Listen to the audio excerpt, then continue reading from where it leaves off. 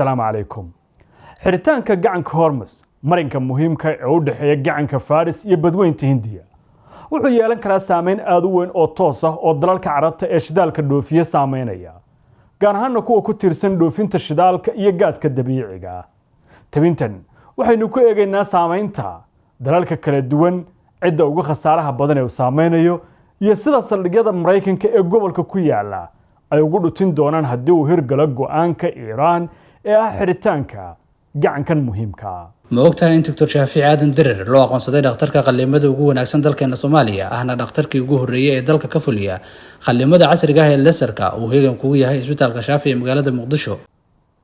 muhiimadiisu waa maxay Hormuz? sidaanu hore uga soo hadalnay waa marinka ugu muhiimsan ee dunida ee shidaalka la dhoofiyo.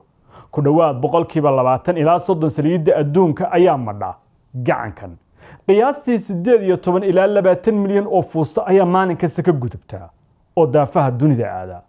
waxa isticmaala afarta khaliijka oo lagu daray Ciraaq. saameyntiisa xiritaankana Sacuudi Carabiya dhoofinta saameyn way ku yeelanaysaa inkastoo ay leedahay marino kale oo taga xeebta badda cas. ku dhawaad 60% saliideeda ayaa wali mari jirtay gacanka Hormuz. khasaaraha weyn laakiin iyadoo ay ka yara duwan tahay wadamada kale waxaana sida weyn u saameyn doonaa haddii ay nab noqoto oo meel mariyo xiritaanka gacankan dalal ay ka mid yihiin Qatar waa dhoofiyaha ugu weyn ee gaaska dareeraha ee loo yaqaano LNG ee caalamka.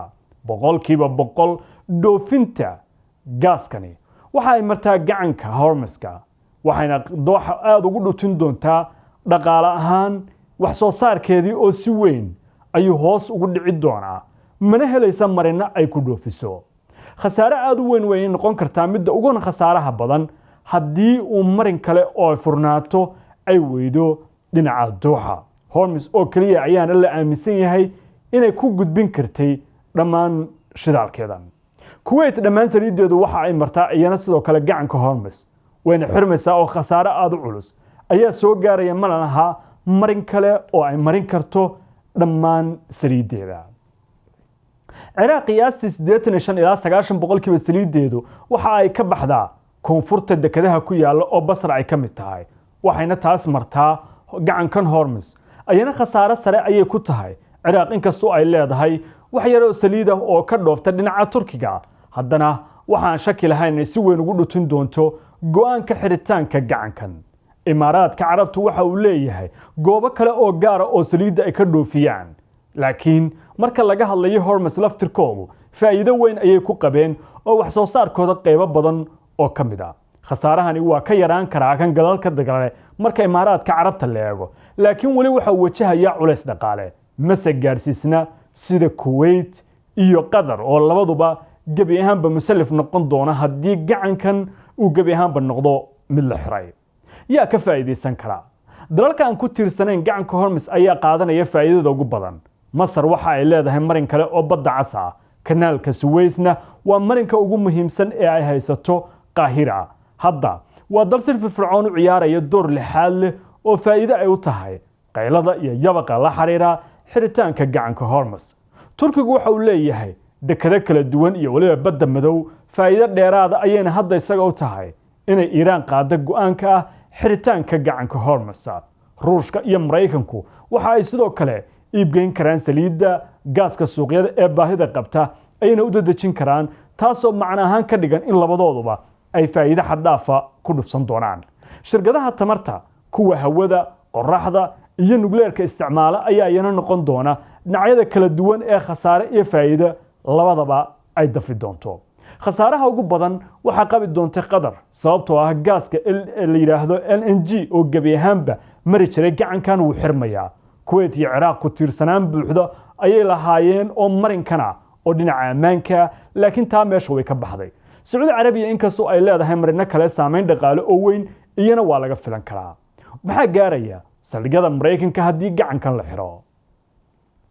marka laga hadlayo Mareykanku gobolkan waxa uu ku leeyahay saldhigyada ugu badan ee military 40,000 oo ciidan hubaysan oo Mareykana ayaana gobolada ku sugan. dalal kala duwan ayaa martigeliya laakiin haddii hadda gacankan la xiro waxaan shaki lahayn in khasaare weyn oo Mareykanka laftirkiisu kala kulmayo oo ciidamadiisu ay wajahayaan. dhinaca saadka logistikada iyo bixinta saliidda militarigu khatarta ugu weyn waa xanimidda bixinta shidaalka raashinka iyo qalabka militariga gaar ahaan saldhigyada ku yaala Bahrain, Kuwait iyo Qatar. saldhigyadaasi waa kuwa aad ugu tiirsan sahayda maraakiibta ay marayso gacanka Hormuz. xiritaanka ay ku dhawaaqday dawladda Iran ee gacankana Mareykanka saldhigyadiisan uma fiicno oo xaaladda askarta halkaa joogtayba wax kale iska dhaafay gasiinka ayaa suuq ku noqon kara. haddii Mareykanku wuxuu ku khasbanaan karaa inuu isticmaalo dekedaha badda cas Sacuudiga iyo Jordan hawada oo cargo military oo aad u qaaliya lagu qaado dhammaan waxyaabaha ay ciidanku u baahan yihiin oo ay ka mid tahay sahayda militariga iyo sahayda gasiinka. dhaqaale badan ayaana Mareykanka halkan ka soo gaaraya. khatarta weerar Iran waxay si toos ah ugu hanjabtay saldhigyada Mareykanka haddii uu dagaal dhaco inay toos u wajahayso ilaa haddana wali waa hanjabaad inta la og yahay. waxaana muuqata in saldhigyada Qatar, Bahrain iyo Imaaraadka Carabta ay ku dhow yihiin xadka Iran waxayna noqon karaan bartilmaameedyo toos ah. Iran waxay haystaa gantaalo balastiga, drone diyaarado iswada ah, weeraro ay sidoo kale dhinaca badda iyo gacanka ka geysan karto, taas oo ah mid ilaa iyo hadda si weyn la isku weydiinayo waana khasaare Mareykanka soo gaari kara oo si degdeg ah ugama jawaab celin karo. xadidaadda dhaqaaqa ciidanka badda markabka shanaad ee Mareykanka oo saldhigiisu yahay Bahrain wuxuu lumin karaa dhammaan xiriirada iyo dhaqaaqa xorta ah ee joogitaanka badda gacanka Faris waana meesha Bershiyaanku uu ka yahay meesha ugu weyn ee gabi ahaanba gacankan ay muhiimad gaar ah u leedahay. waxaa laga yaabaa in la raro qaybo ka mid ah cutubyada ciidamada badda loona wareejiyo badda cas ama badgoynta Hindiya laakiin laftirkoodu sida ay gacankan u marayaan lama garanayo. waxaa kordhi doona miisaaniyadda Mareykanka culays siyaasadeed oo xoogganna aqalka cad waa u taabanaya.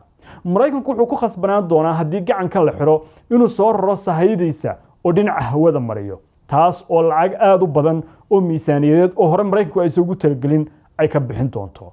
waxaa sidoo kale kordhi doona joogitaanka saldhigyada kale sida kuwa Turkiga, Jordan ama Djibouti. cadaadis uu saaro Sacuudiga iyo Imaaraadka si ay u furaan marino kalena waxay noqon doontaa mid kale oo isna aan qiimo yar uga bixi doonin.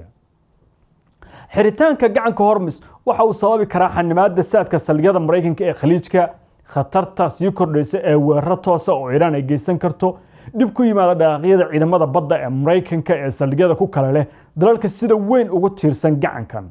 ku khasbanaanta Mareykanka inuu isticmaalo marino kale oo khatartoodu ay badan tahay laakiin aad ayana sidoo kale miisaaniyad badan u cuni doona ayaa noqonaya waxyaabaha ka dhalan doona. xiritaanka Hormuz wuxuu si toos ah u wiiqi karaa dhaqaalaha Khaliijka Carabta. wuxuu sare u qaadayaa qiimaha shidaalka ee caalamka wax ka badan 40% iyadoo la aaminsan yahay taas ay noqon karto dhacdo weyn oo dunida oo dhan si ballaaran u saameynaysa. dalalka Qatar, Kuwait iyo Iraq waxay noqonayaan kuwa ugu khasaaraha badan doona marka laga hadlayo sida ay sida tooska dalalka u saameynayso. Sacuudiga iyo Imaaraadka Carabta waxay heli karaan nafis kooban sababtoo ah marino kale ay diyaarsadeen oo ay sahaydooda ay ku tiirsan yihiin ee shidaalka ay marayaan. laakiin laftirkoodu khasaaraha qayb ayaa ka soo gaaraya oo ma sahlana inay si fudud uga baxsadaan haddii xanibaadda ay Tehran soo rogtay ay noqoto mid meel mara. Soomaalida oo kale weynagii toddobaadkii hore sheegnay waxa ka soo gaari doona saameyn xooggan sababtoo wax kasta oo ay Soomaalidu haysataa way soo dhoofsataa. shidaalku isagu warba kama yaala laakiin waxyaabaha quutul daruuriga ah oo cuntooyinku ay ka mid yihiin ay Soomaalidu soo dhoofsataa. sidoo kale haddii gacankan si rasmi ah u xirmo waxa yaraan doona oo suuq noqonaya korontada kala duwan ee la isticmaalo meel kastana saameyn xooggan ayaa ka gaari doonta guud ahaan caalamka oo dhan gaar ahaan dadka Soomaaliyeed oo 100% wax soo saarkoodu uu ku tiirsan yahay wadamada Carabta iyo waxyaabaha ay ka soo dhoofsadaan oo shidaalku kow ka yahay iyo xataa qulta daruuriga. haddii aad ku nooshahay Amerika, Yurub, Canada waxaad si sahlan ugu diri kartaa lacag ehelkaaga iyo asxaabtaada adigoo isticmaalaya adeega PC waxayna toos ugu dhacaysaa adeegyadan kala ah EVC, Zad, Sahal iyo M-Pesa. ballanteenu waa PC.